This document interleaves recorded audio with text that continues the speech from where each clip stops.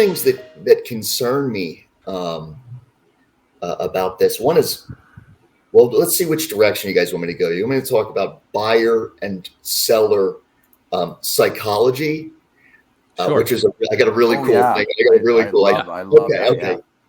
And then remind me to talk TINA trade. There is no alternative to zero interest rate. Okay. That for the viewer, the TINA, TINA. There is no alternative to the thesis that died a year ago. Okay, so December 31st, 21. And I say this as you get so many different responses, especially on social media, depending on whether someone is overweight housing or underweight housing. Right? There is almost a defensiveness to what we're trying to do here, which I think is cold hard calculus on an asset, just like I do with dividend stocks relative to the S&P at the tree, right? And like you are net short housing if you are a renter and you're rooting for this thing to come apart. And you are net long housing the longer ago you bought this thing because it's a greater proportion of your net worth. And you can see it in the responses. And I don't really have a dog in this fight because I think my own net worth is really contingent on whether or not value beats growth because I'm at a dividend shop. Exactly. It's kind of like if the stock market rips higher in the next 10 or 15 years, my career will probably underperform because that would seemingly be a stock market that rewards speculative companies.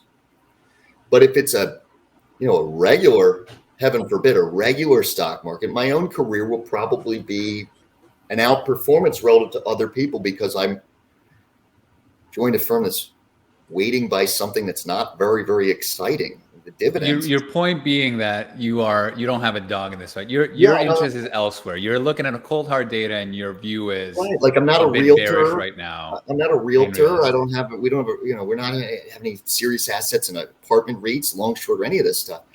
But the example I try to give because it's like back of the envelope, and I think this back of the envelope makes a whole lot of sense to me. Is that right? So you have a city.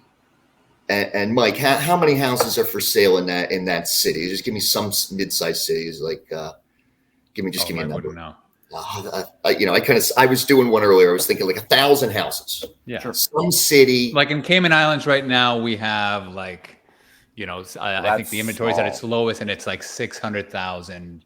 Sorry, not 600,000, 60,000 units. Right, is what is, and that's really low compared to historical norms, which would be around 100,000. Okay. So just think about how many units, so you have, like 1,000, like let's say it's a small town, like a neighbor, almost like a few neighborhoods or something, like a few square miles or something, but densely populated. Let's say there's 100 houses for sale in 2018 or 2019. And then like COVID comes along, everybody's just bidding wars and all that stuff. And there's only at any given time you log on in the zip codes you're looking to buy in. So like there's 30 or 40 houses to pick from. And that's been going on for the last couple of years. And now things are like back to normal. We're at 100 houses for sale because that's pretty much been what I've seen. We're just doing these round numbers, but this is pretty much what I saw when I type these in for most cities all across the United States. So it used to be 100 houses, and it got down to 30 or 40 houses. Now there's 100 houses.